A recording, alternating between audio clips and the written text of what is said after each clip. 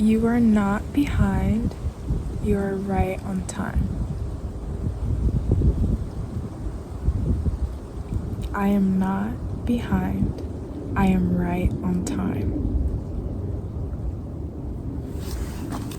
I was writing yesterday and I wrote this down. This phrase came to me as I was just writing and allowing myself to channel. I've been doing the artist's way.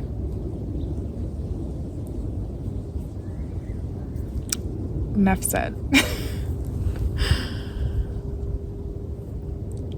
If you're watching this right now, there is a good chance that you have a very big goal.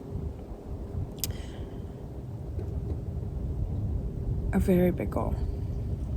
And you might feel very aware of right now of the fact that you are not as far along as you thought you might be, as you desire to be, as you anticipated you might be after all these years of having this goal.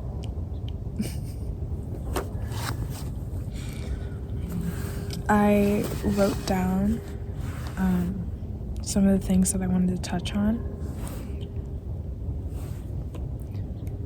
So the first one is that a step back is not a setback.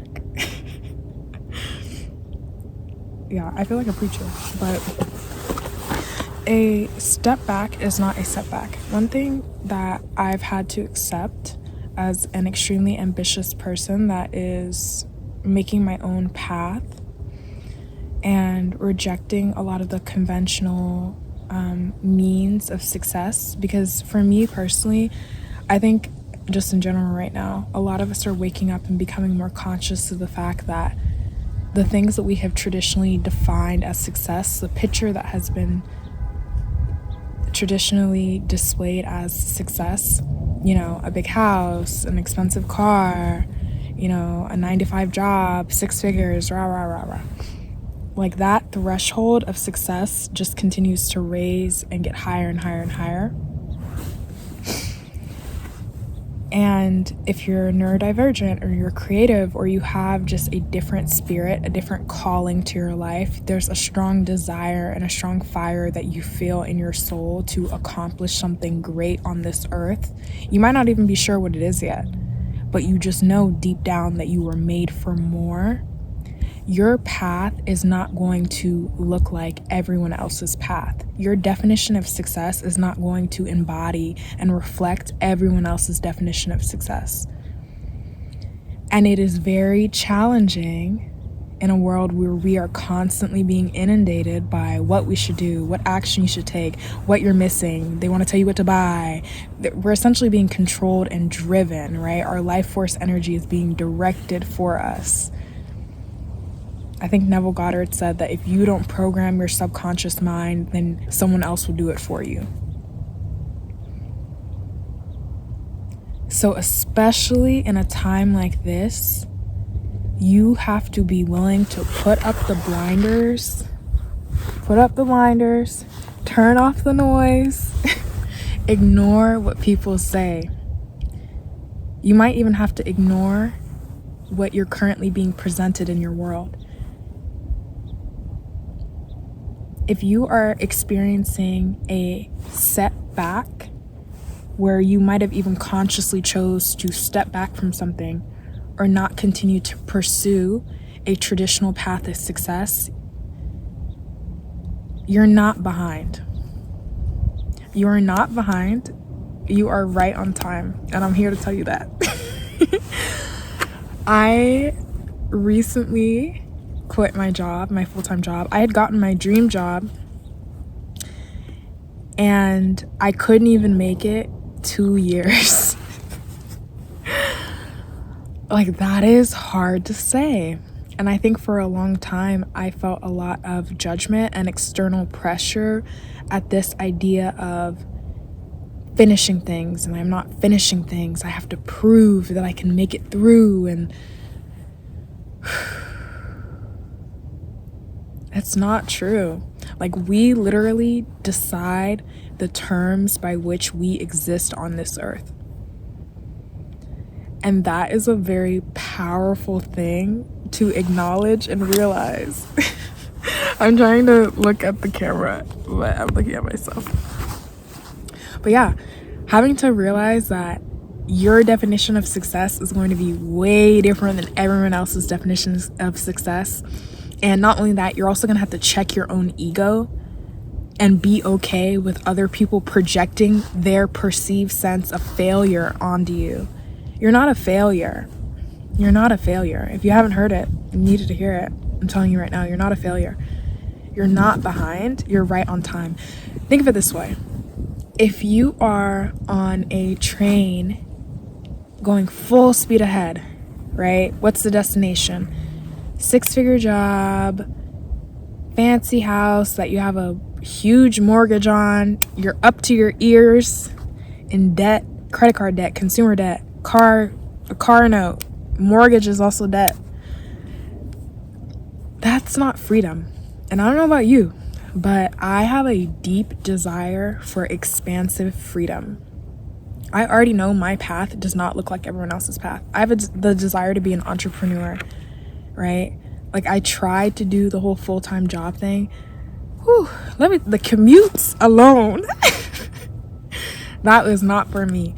And I realized, like, I quit my job. For a while, I wasn't sure what to do. I didn't know where I was going. I didn't know which decisions. I didn't know what would work.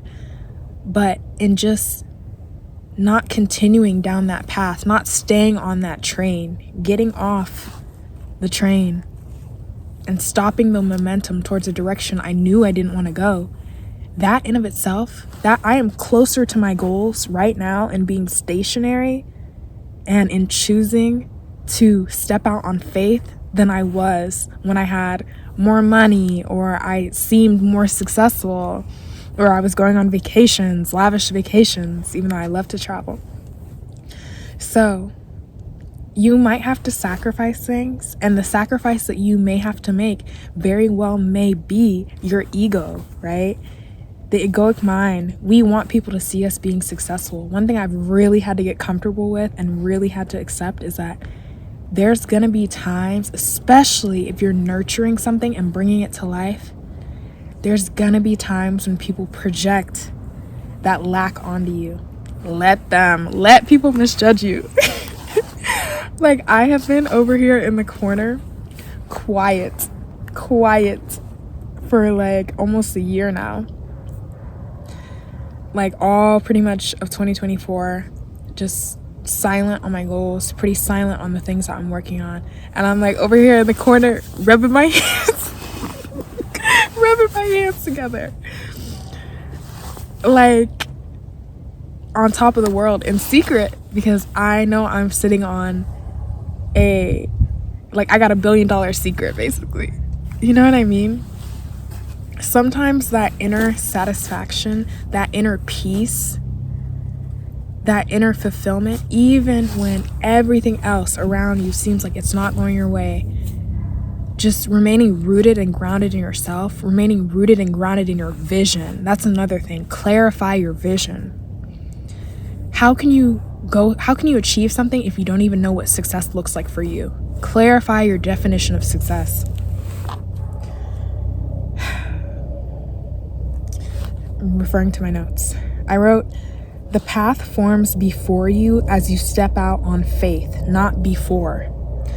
So, Florence Scovel Shinn, I've been rereading The Game of Life and How to Play It by Florence Scovel Shinn.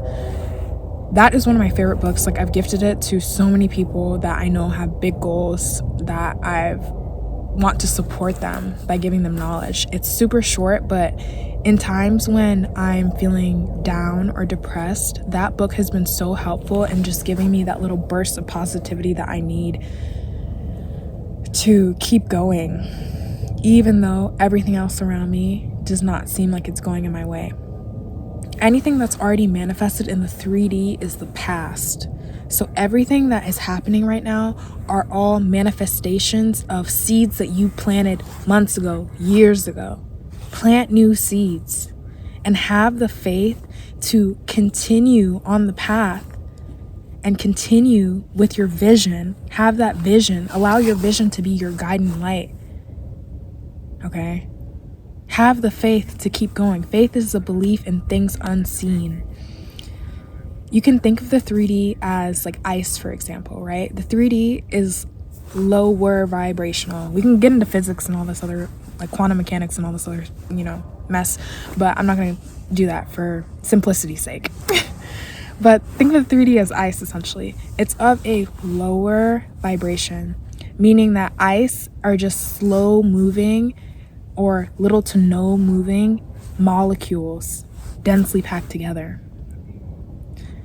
Gas is fast moving. Water is fast moving, but gas is moving so quickly that we can't even see it. It's not even visible to the human eye. Think of your manifestations as moving so quickly that they're not even visible to the human eye. It takes time for the 3D reality, for the laws of nature to catch up with our intention, with everything that man does in our subconscious mind first.